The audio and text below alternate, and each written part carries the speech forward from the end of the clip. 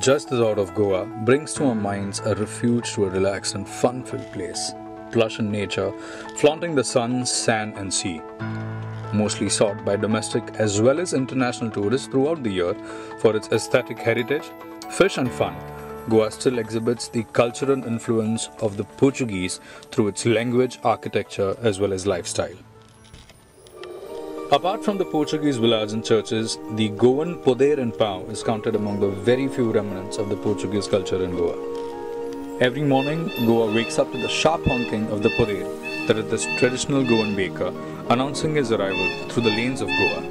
The poder merrily cycles around the freshly baked bread, staked in a huge wicker basket which is strapped on his bicycle covered with a tarpaulin, making door-to-door deliveries as the day begins to dawn.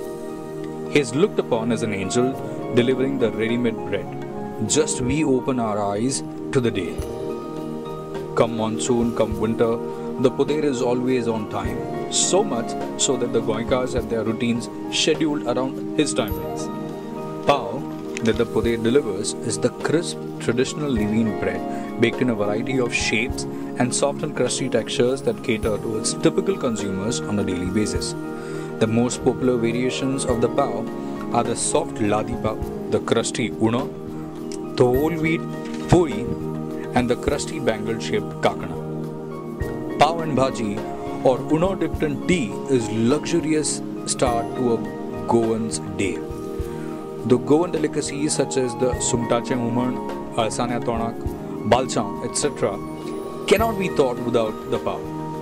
As we enter the age-old traditional bakery houses, the warm aroma of the pau already baking in the oven welcomes us, slightly tickling our taste buds.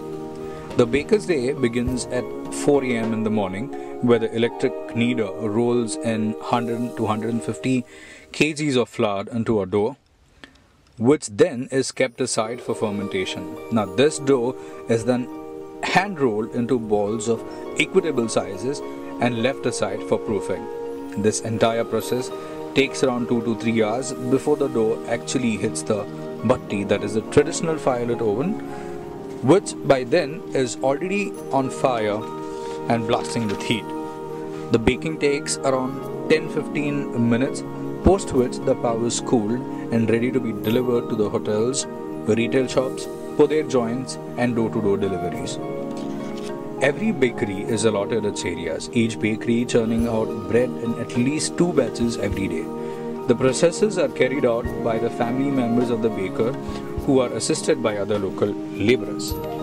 In the midst of burgers, dinner rolls and packet sliced breads, we find that the Goan pau is subtly holding its roots deep and ardent since centuries and has retained its position in almost every Goenka's daily consumption pattern. On the contrary though, pau has won its battle on remote fronts. However, it seems to have failed from the home itself. The traditional bakers have taken the lineage upon their shoulders since generations with no appreciation and support to their credit. The families continue to live and work in the age-old congested workplaces which have turned unhygienic and unhealthy. The rooms are full of flour and dust, with walls blackened due to the heat of the furnace, the creaky old wood furnishing and roof dangling standing the test of time pose a light threat. The petty living conditions of the poder and his family saddens the heart. Much needs to be done yet. The quotidian still continues as the Goan poder and pau resides in every essence of Goa.